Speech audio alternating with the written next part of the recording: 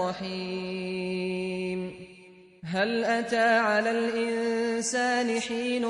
من الدهر لم يكن شيئا مذكورا إنا خلقنا الإنسان من نطفة أمشاج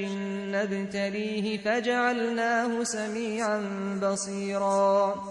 إنا هديناه السبيل إما شاكرا وإما كفورا إنا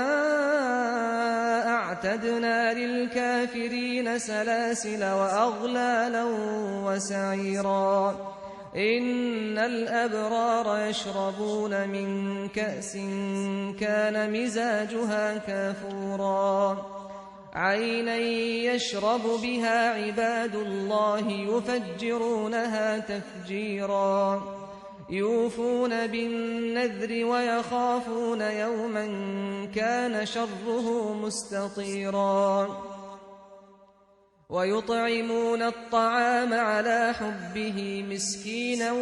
ويتيما وأسيرا إنما نطعمكم لوجه الله لا نريد منكم جزاء ولا شكورا إنا نخاف من ربنا يوما عبوسا قمطريرا فوقاهم الله شر ذلك اليوم ولقاهم نضرة وسرورا وجزاهم بما صبروا جنة